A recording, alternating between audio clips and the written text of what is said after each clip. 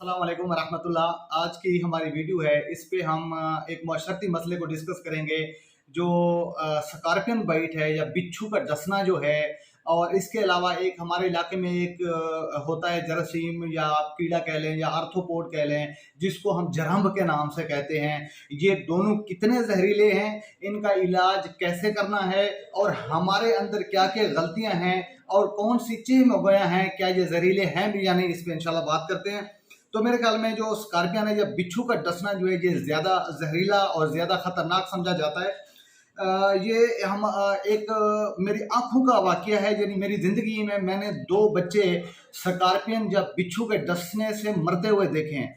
तो पहली बात ये तल्ख हकीकत है कि जो बिच्छू है ये जहरीला होता है। और जहाँ तक मुझे याद पड़ता है, मैंने जो फोरेंसिक की किताब पढ़ी थी उस पर बाकायदा लिखा हुआ है कि स्कॉर्पियन बाइट जो है ये कार्डियोटॉक्सिक है, यानी ये बराह रास्त बिच्छू का डंक दिल के लिए पॉइजनस है।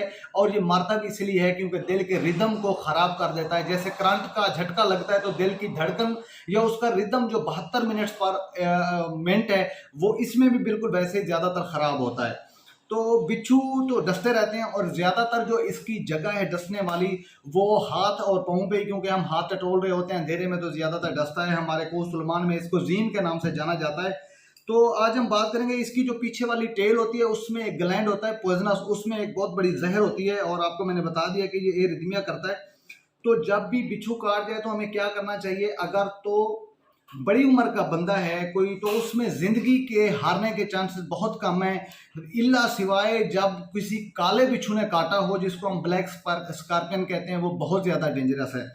तो सबसे पहले तो इलाज तो ये है कि दर्द का टीका लगाना चाहिए, जिसको हम पेन किलर कहते हैं। लेकिन कहते ऐसे हैं कि जब बिच्छू किसी को डसता है, अल्लाह ने मुझे बचाए आपको भी बचाए, जब बिच्छू डसता है तो बिल्कुल 24 घंटे तक अमूमन हाथ ऐसे होता है जैसे उसने अंगारे हाथ में पकड़े हुए हैं या आपका हाथ आग में झुलस रहा हो।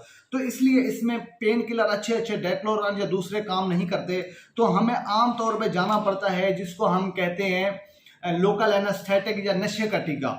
और इसमें जो हमारे पास इस्तेमाल होता है वो लिग्नोकेन, जिसमें आप लिडोकेन अंदर होती है, और एड्रीनालीन, ये हमारे पास मिलता है जो टीका है।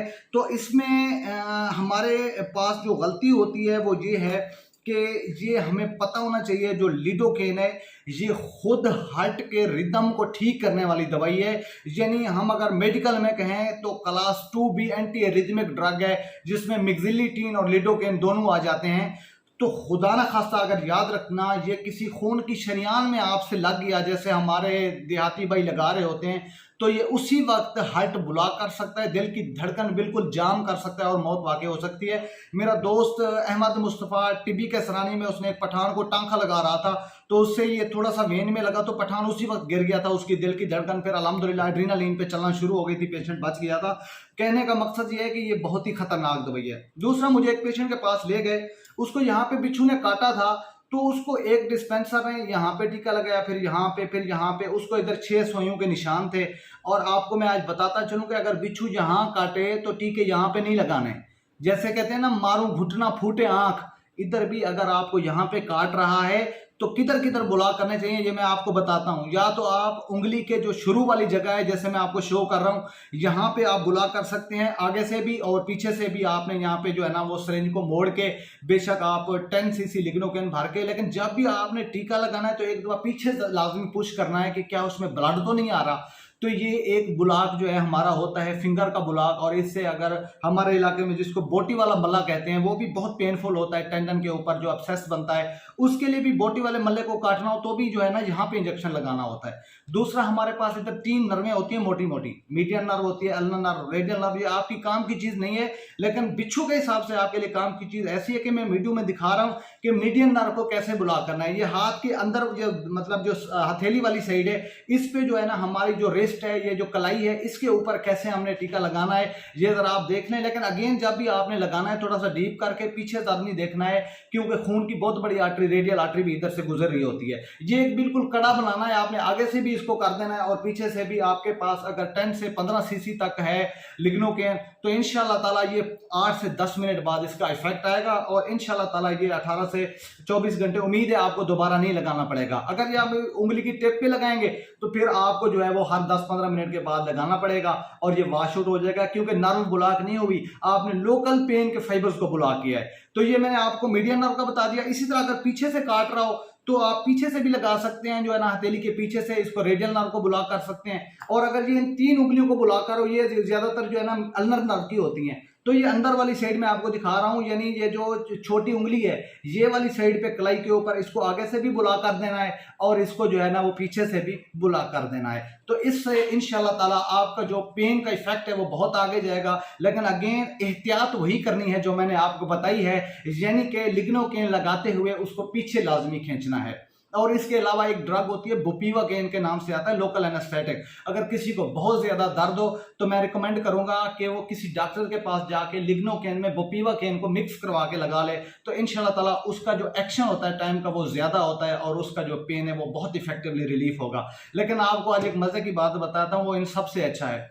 एक तो मैं तो बड़ा विश्वास करता हूँ ये अल्लाह ताला का जो कुरान है बरहक है, इसके पेन के लिए जो है वो जो कुछ दरूद पाक पढ़ के ये पढ़ने होते हैं, ये भी मैं पे शेयर कर रहा हूँ, दर्द की दुआ। इसके अलावा जो है वो जो खिलाड़ी हमारे यूज करते हैं ना, जब इंजरी होती है स्पोर्ट्समैन में, उसकी लोकल लिग्नोकेन मिलती है। ये मेडिकल स्टोरों पे मैंने पता किया नहीं मिलती, लेकिन जो क्रिकेट की स्पोर्ट्स की दुकानें हैं ना भाई, ये वहां पे आपको मिल जाएगा। तो आप जो है ना उसको स्प्रे कर दें तो इंशाल्लाह ताला आपके 2 से 4 घंटे निकल जाएंगे, फिर दोबारा स्प्रे कर दें। तो ये सबसे आसान तरीका है। अगर कहीं पे बिच्छू बहुत ज्यादा है तो वो अपने इलाका जात में ये वाला स्प्रे किसी स्पोर्ट्स की दुकान से ले ले, उसे कहें लोकल एनेस्थीसिया जो स्प्रे वाला है कैंडली भाई वो दे दे।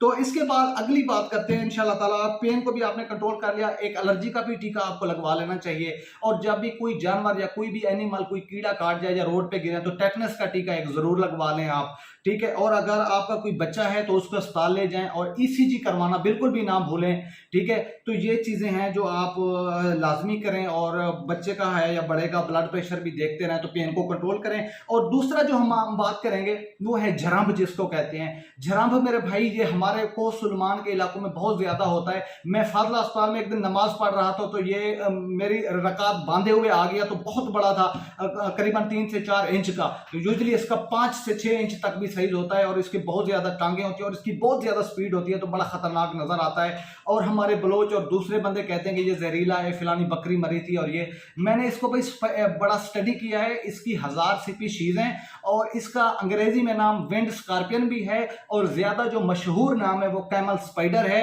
आप खुद भी रिसर्च कर लें। ये जो कैमल स्पाइडर है भाईजान, इसके अंदर कोई जहरीला ग्लैंड है ही नहीं शुरू से।